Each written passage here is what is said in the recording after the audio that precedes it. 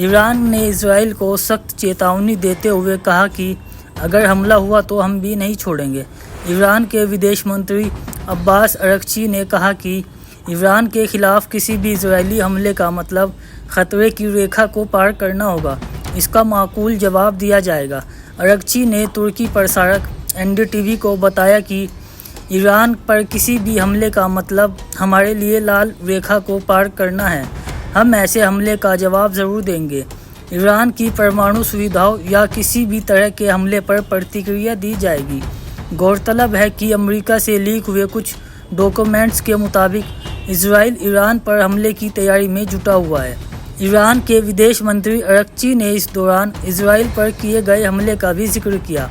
उन्होंने कहा कि हमने उस समय किसी भी आर्थिक या नागरिक सुविधाओं पर हमला नहीं किया था। हमने केवल सैन्य सुविधाओं को निशाना बनाया था।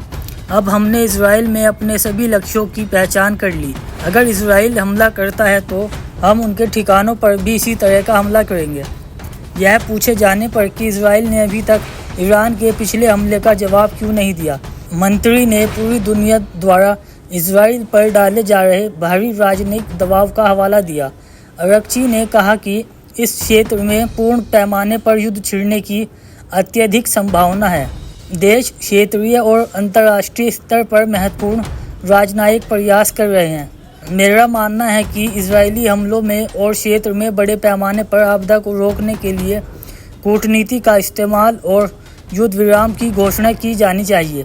इसके बाद ही हम गाज़ा पट्टी और लबनान के निवासियों की भलाई के बारे में बात कर सकते हैं। गौरतलब है कि बीते दिनों लबनान ने ड्रोन हमले से इजरायली प्रधानमंत्री के घर पर हमला किया। इस हमले के पीछे भी ईरान का हाथ बताया जा रहा है। इजरायली प्रधानमंत्री बेंजामिन नेतन्याहू ने इस पर अपनी प्रतिक्रिया भी दी है। नेतन्याहू ने एक बयान में कहा कि ईरान के एजेंट जिन्होंने आज मेरी और मेरी पत्नी की हत्या करने की कोशिश की, उन्होंने एक बड़ी गलती की है। उन्होंने लबनान से ड्रोन हमले का जिक्र करते हुए कहा कि उसका लक्ष्य उत्तरी कैसरिया में उनके निजी आवास को निशाना बनाना था।